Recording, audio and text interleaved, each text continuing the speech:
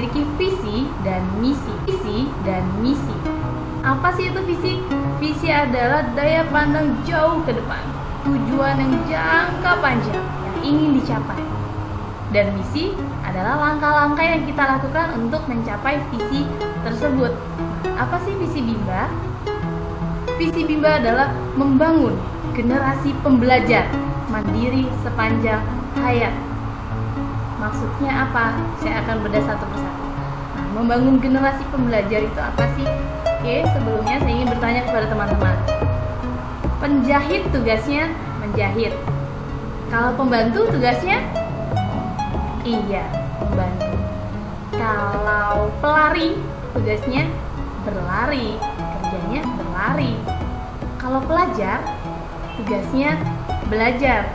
Saat diberi tugas dia akan belajar. Saat tidak diberi tugas belum tentu ia belajar. Beda dengan pembelajar. Kalau pembelajar saat diberi tugas atau tidak diberi tugas, dia akan tetap senang belajar karena memang pekerjaannya adalah belajar. Kita akan membangun generasi-generasi pembelajar yang senang sekali dengan belajar. Generasi pembelajar seperti apa? Generasi pembelajar yang mandiri. Maksudnya mandiri apa? Dia tidak tergantung oleh uang, dia tidak tergantung oleh waktu, dia tidak tergantung oleh guru, karena siapapun akan menjadi guru buat dia. Sampai kapan? Sampai sepanjang hayat.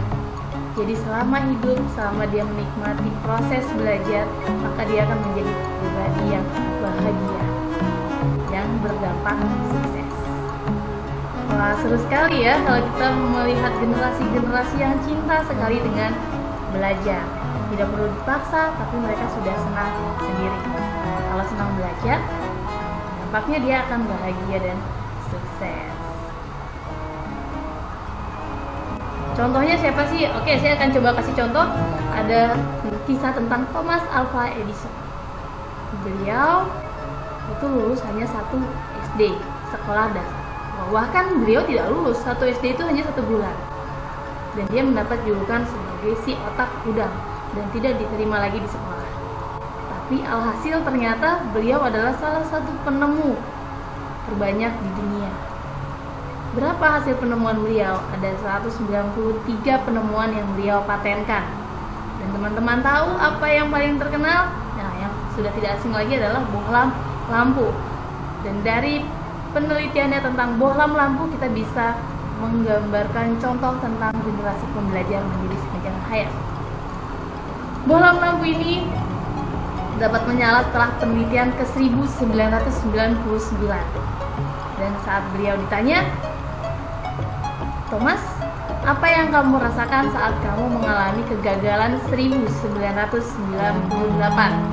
Tapi jawaban dia, no, saya tidak merasa gagal, tapi saya merasakan menemukan 1998 cara agar lampu itu tidak menyala. Kalau kabelnya ditaruh sebelah sini, dia tidak menyala. Kalau kabelnya disepertikan ini, dia tidak menyala. Atau wah, kok mati lampu ya? Dia cek, oh iya, kabelnya seperti ini, jadi tidak menyala.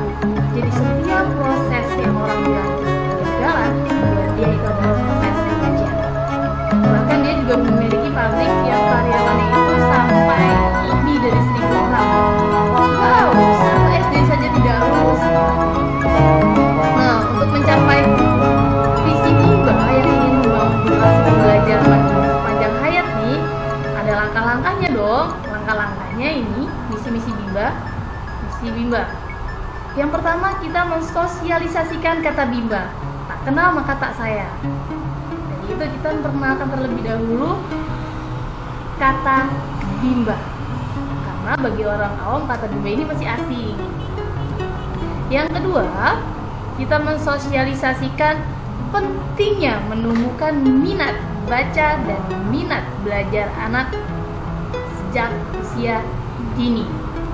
Penting banget loh Bu, Pak, untuk menumbuhkan minat baca dan minat belajar untuk anak-anak usia dini, yang meyakinkan sekali. Nah, yang ketiga, setelah kita perkenalkan kata Bimba, setelah kita yakinkan kalau menumbuhkan minat belajar itu penting, maka yang ketiga, setelah mereka masuk Bimba, kita bimbing dan kita arahkan agar mereka memiliki minat baca dan minat belajar.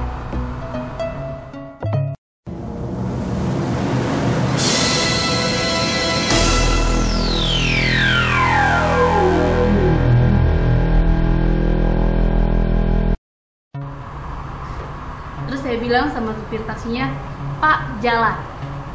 30 menit kemudian, supir taksinya bingung, kemana nih? Jalan aja, Pak. Dari awal saya bilang jalan. Nah, tanya, "Mbak punya uang berapa?" "Saya punya uang 200.000. Oke, setelah argonya, 200.000. Setelah saya, sudah 200.000 nih Mbak, saya turun dan saya bingung saya berada di mana. Saya juga bingung akan kembali dengan cara seperti apa karena uang saya sudah habis. Wow, penting sekali ya tujuan. Jadi kita harus mengetahui apa tujuan kita. Tepatnya kita harus memiliki tujuan. Begitu juga Bimba. Bimba memiliki sebuah tujuan. Apa sih itu tujuan? Tujuan adalah bagian dari visi yang menjabarkan secara jelas komitmen sebuah lembaga yang akan dibawakan. Tujuan lembaga adalah sebuah pernyataan suatu keadaan yang diinginkan. Nah, tujuan Bimba apa sih? Tujuan Bimba di sini dibagi dua. Keadaan yang diinginkan, keadaan yang seperti apa? Ini dia keadaan yang diinginkan Bimba. Ada tujuan khusus, juga ada tujuan umum. Tujuan khusus kita berfokus pada anak-anak. Apa itu? Menumbuhkan minat belajar anak secara intrinsik. Menumbuhkan apa? Pegang hatinya, menumbuhkan minat belajar anak secara intrinsik. Apa itu intrinsik? Intrinsik adalah suatu keinginan yang timbul dari dalam diri sendiri tanpa ada paksaan dari siapapun. Kalau menumbuhkan minat belajar dari hati nih, berarti sebuah proses atau kegiatan belajar sudah menjadi kesukaan mereka. Tanpa mereka dipaksa oleh siapapun, mereka sudah senang belajar. Seperti itu. Kalau tujuan umumnya, di sini lebih ke keluarga besar Bimba. Itu dia keadaan yang diinginkan. Apa? Agar keluarga besar Bimba bahagia dan sukses. Siapa saja di sana? Ada motivator Bimba, ada kepala unit, ada karyawan, ada trainer, dan semua keluarga besar Bimba.